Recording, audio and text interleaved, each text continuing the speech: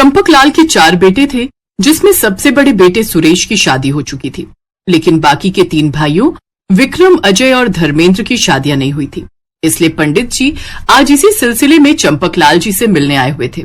चंपकलाल जी, अब तो आपके तीनों छोटे बेटे कमाने भी लगे हैं और उनकी उम्र भी हो रही है। ऐसा कीजिए, एक साथ तीनों की शादी कर दीजिए। इतने में चंपकलाल की पत्नी सुनीता वहां पर आ गई और उसने कहा, पंडित जी ने बिल्कुल सही कहा। अगर एक एक करके शादी करेंगे तो जब तक तीसरे का नंबर आएगा तब तक उसकी शादी की उम्र निकल चुकी होगी। तो आपकी सभी समस्याओं का समाधान मैं लेकर आया हूँ। ये देखिए, ये तीनों लड़कियां बहनें हैं, इनकी उम्र शादी की हो चुकी है। आपके तीनों बेटों के लिए ये बिल्कुल सही रहेंगे। पंडित जी, लड़कियां तो बहुत अच्छी लग रही हैं। तीनों बहनें रहेंगी तो आपस में लड़ेंगी भी नहीं। अरे बहू, पंडित जी के लिए कुछ चाय नाश्ता लेकर आओ। इतना अच्छा रिश्ता लेकर आए हैं हमारे बेटों के लिए।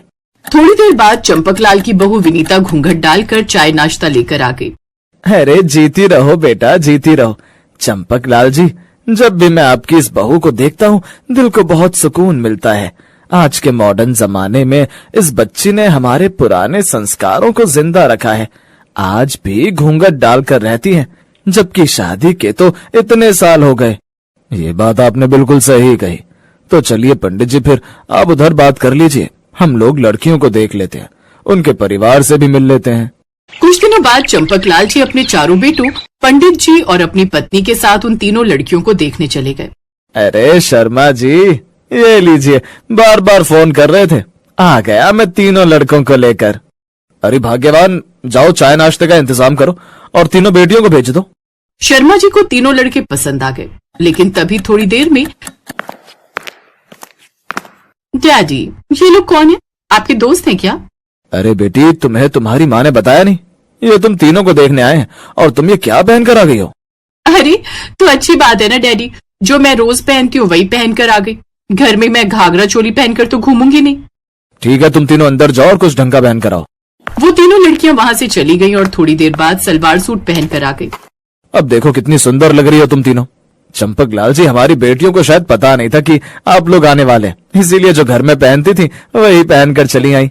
कोई बात नहीं शर्मा जी, हमें पंडित जी पर भरोसा है। इन्होंने रिश्ता बताया है तो ठीक ही बताया होगा। अगर कुछ गड़बड़ निकली तो बाद में इन्हें देख लेंगे। पंडित जी मुंह बनाने लगे, लेकिन कुछ बोल नहीं रहे थे। वो बस चाहते थे कि किसी न किसी तरह रिश्ता हो जाए और उन्हें उनकी दक्षिणा मिल जाए। तो दोनों परिवारों में रिश्ता तय हो गया और शादी भी हो गई। तीनों बहुओं का गृह प्रवेश किया जा रहा था।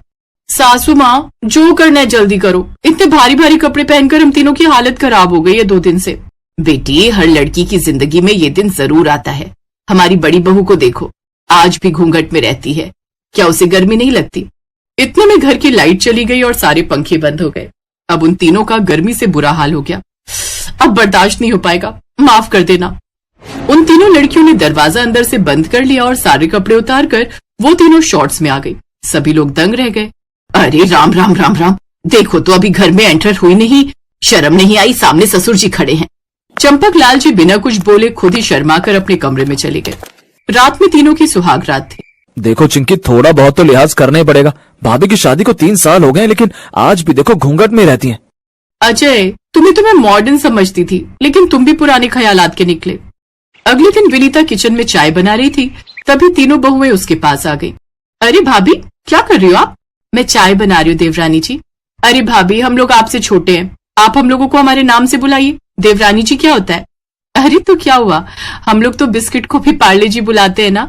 आज तक उसने तो मुझे नहीं कहा कि मुझे पार्ले जी नहीं, पार्ले बुलाओ। तीनों देवरानियां हंसने लगी। भाभी का सेंस ऑफ ह्यूमर कमाल का है। वैसे भाभी चलिए ना, हमें पूरा घर दिखाइए। हाँ हाँ, क्यों नहीं, पहले सब लोग चाय पी लेते हैं, फिर मैं तुम्हें पूरा घर दिखाती हूँ।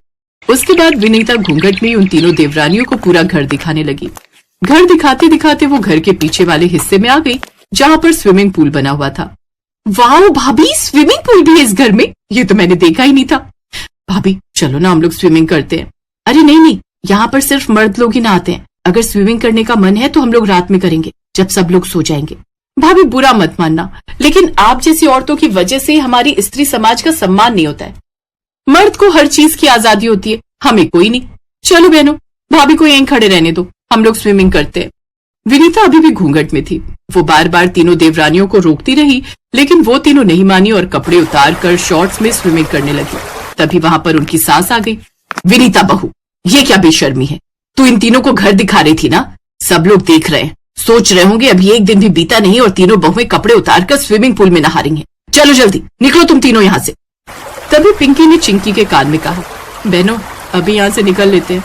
भाभी ने सही कहा था, रात में ही स्विमिंग करेंगे, वरना ये बुढ़िया हमारा कान खा जाएगी। एक हफ्ते बाद धर्मेंद्र के घर एक बिजनेसमैन आया, लेकिन चाय देने सिर्फ विनीता आई। जितना सुना था उससे भी ज्यादा संस्कारी है आपका परिवार। धर्मेंद्र, आज भी आपके घर में बहुएं घूंघट डालकर रहती हैं, वो भी अपनी मर्जी से।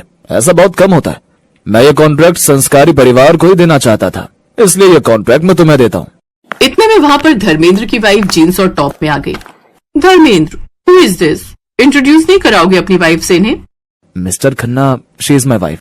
इतने में दोनों देवरानियां भी वहां पर आ गईं। उन तीनों के कपड़े और हुलिया देखकर मिस्टर खन्ना ने वो कॉन्ट्रैक्ट कैंसिल कर दिया।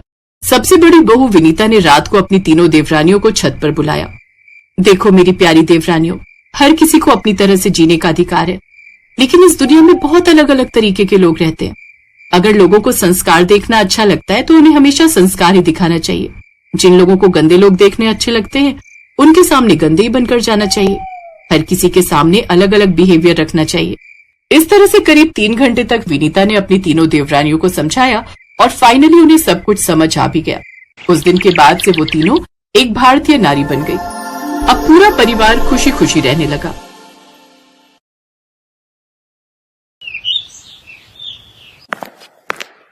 आज फिर इन दोनों बहनों ने इतनी पी ली कि इन्हें चलने तक का भी होश नहीं। गलती मेरी ही है। बिन माँ की बच्चियों को प्यार देने की चाह में इतना सर चढ़ा लिया कि इनके सही बुरे पर ध्यान ही नहीं दे पाया, और आज नौबत यहाँ तक आ गई है कि ये दोनों पूरी तरह बिगड़ चुकी हैं।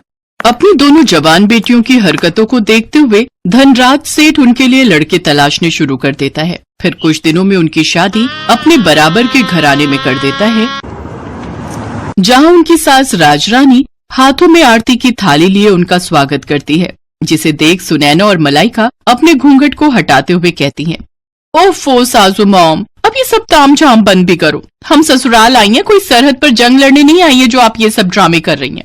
ये कहकर दोनों बहनें बिना कलश गिराए ही अपने कमरे में चली जाती हैं। उनका ऐसा व्यवहार देखकर राजरानी और उसके बेटे निखिल और रोहित हैरान रह जाते हैं। अगले दिन वो दोनों सुबह 10 बजे सोकर उठती हैं। फिर राजरानी उनसे कहती है, अरे ये क्या बहुओं, अभी तक तुम दोनों नहाई नहीं। आज तुम दोनों की पहली रसोई है जिसमें तुम्हें मीठा बनाना है। चलो जल्दी से नहा लो। लेकिन सासू मॉम, हमें तो करछी पकड़नी तक नहीं आती, हमें तो सिर्फ मीठा खाना आता है, बनाना नहीं। और वैसे भी घर में नौकर है ना, तो ये उनका काम है। हमने तो आज तक अपने घर के किचन में भी कदम नहीं रखा। बेटा, घर में भले ही हर काम के लिए नौकर है, लेकिन घर का खाना तो घर की लक्ष्मियों को ही बनाना चाहिए। माँ बिल्कुल सही कह रही है, और वैसे भी शादी के बाद अपनी पहली रसोई में मीठा बनाना एक रस्म है जो हर बहू निभाती है। ओफो, मायके में हमारा बाप कम था जो अब यहाँ तुम दोनों भी लेक्चर देने लग गए। Live it. अरे सुनैना, चलो जल्दी से रेडी होकर बाहर पूल में आ जाओ। आज हम दोनों जी भरकर स्विमिंग करेंगे। कुछ देर बाद दोनों बहनें सब घर वालों और नौकरों के सामने स्विमिंग ड्रेस पहनकर आती हैं और पूल में जाकर नहाने लगती हैं। अपनी बहुओं की ऐसी बेशर्मी देख राजरानी का तो सर शर्म से झुक जाता है। ये दोनों की दोनों तो मेरी नाक कटवा कर रहेंगी। हे भगवान, मेरे घर की इज्जत अब तेरे हाथ में है। राजरानी एक धार्मिक महिला थी, साथ ही वो समाज सेविका भी थी। उसका खुद का एक बड़ा एनजीओ था जिससे शहर की बड़ी बड़ी हस्तियां जुड़ी हुई थी। ऐसे ही कुछ दिन बीतते हैं। मलाइका और सुनैना अपने ससुराल के प्रति कोई जिम्मेदारी नहीं समझती थी। वो दोनों तो बस सारा दिन अपने मेकअप, पार्लर, शॉपिंग और पार्टीज में ही बिजी रहती। ये इतने छोटे कपड़े पहनकर तुम रात को कहाँ जा रही हो बहू? सासू मॉम, आज हमारी फ्रेंड की बर्थडे पार्टी है, हम दोनों नाइट क्लब जा रही हैं, आने में देर हो जाएगी, चलो सुनैना। फिर दोनों शॉर्ट ड्रेस पहनकर नाइट क्लब चली जाती हैं, जहां वो खूब सिगरेट शराब पीती हैं। फिर आधी रात को कुछ लड़के उन्हें घर ड्रॉप करते हैं। दोनों लड़खड़ाती हुई अंदर आती हैं, जहां उन्हें देखकर राजरानी उनसे कहती है, ये सब क्या है? आज तो तुम दोनों ने हद ही कर दी। अरे बड़े घर की बहुओं को ये सब शोभा नहीं देता। ओ सासू मॉम, अब अपना भाषण फिर देना मत शुरू कर दो। अरे यार, यही तो हमारे जीने के दिन है। अरे हम अपनी जवानी में एंजॉय नहीं करेंगे तो क्या तुम जैसी बुढ़िया होकर एंजॉय करेंगे? हाँ। तभी निखिल और रोहित वहां आते हैं और उन दोनों को जोरदार थप्पड़ मारते हैं। ये देखकर दोनों बहनों को बहुत गुस्सा आता है और वो भी अपने पतियों के मुंह पर थप्पड़ कस देती हैं। हम आज के जमाने की लड़कियां हैं, मुंह तोड़ जवाब देना बहुत अच्छे से जानती हैं, तो ऐसी गलती फिर मत करना। फिर दोनों अपने कमरों में लड़खड़ाते हुए चली जाती हैं। ऐसे ही समय बीता। फिर एक रोज सुनैना और मलाइका अपने घर में लेटी थी तो उनके फोन पर एक मैसेज आता है जिसमें शहर के बाहर एक फार्म हाउस में रेव पार्टी का इनविटेशन होता है।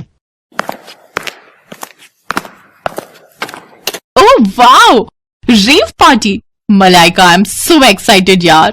मैंने आज तक बस रेव पार्टीज के बारे में सुना था, लेकिन अब तो हम उसे एंजॉय भी करेंगे। ऑफ कोर्स, अगर लाइफ में हर चीज का मजा नहीं लिया तो क्या किया? We will definitely go there. दोनों बहनें खुश हो जाती हैं और शाम को तैयार होकर अपनी कार लेकर वहां पहुंच जाती हैं। पुलिस से छुपकर उस फार्म हाउस पर हो रही पार्टी में शराब, सिगरेट, ड्रग्स से लेकर सुख की हर चीज शामिल होती है। वो दोनों उस दिन ड्रग्स का सेवन भी करती हैं, जिससे उनका सर पूरी तरह घूम जाता है और वो एक अलग ही दुनिया में होती हैं। तभी एक लड़का जो कि नशे में होता है मलाइका को गलत तरीके से छूने की कोशिश करता है। तभी कुछ पल के लिए लाइट चली जाती है और जब लाइट आती है तो वो लड़का जो मलाइका को छेड़ रहा था वो मरा हुआ जमीन पर पड़ा होता है। कुछ ही देर में उस पार्टी में पुलिस छापा मारती है और सबको अरेस्ट कर लेती है। अगले दिन राजरानी अपने बेटों के साथ जेल पहुंचती है। सासू मॉम, निखिल, हमने सचमुच किसी का मर्डर नहीं किया, हमें बचा लो सासू मॉम, प्लीज हेल्प अस। हाँ रोहित, हमारा ट्रस्ट करो, हमें फंसाया जा रहा है। हमसे बहुत बड़ी गलती हो गई जो हम उस पार्टी में गए। आज के बाद हम कोई पार्टी नहीं करेंगे और ये सब काम सच में छोड़ देंगे। तुम दोनों को अपनी गलती का एहसास हो गया, यही काफी है। आकाश, यहाँ आ जाओ और इंस्पेक्टर साहब आप छोड़ दो इन्हें। जी मैडम।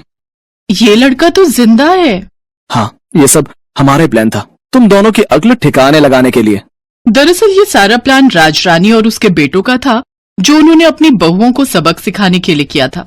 उन्होंने ही अपनी पहुंच का इस्तेमाल करते हुए इस पार्टी का आयोजन किया और ये सब ड्रामा रचा। लेकिन इससे मलाइका और सुनैना को अच्छा सबक मिला और वो दोनों अब बेशर्म से संस्कारी बहुएं बन गई जो अपने। रुको मेरे भक्त, अगर आपके घर में पैसा नहीं रुकता है तो करें ये 2 उपाय। अगर आप मां लक्ष्मी को सच्चे दिल से मानते हैं तो वीडियो को लाइक और सब्सक्राइब करें।